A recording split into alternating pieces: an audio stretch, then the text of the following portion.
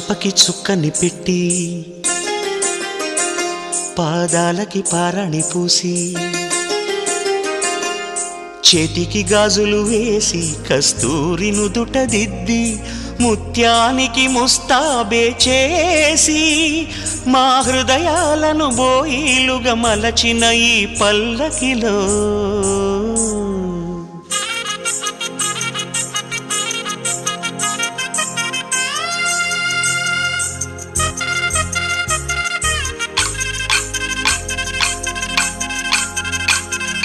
పల్లకిలో పల్లకిలో పెళ్లి కూతురు రాణిలా ఉంది, మహారాణిలా ఉంది.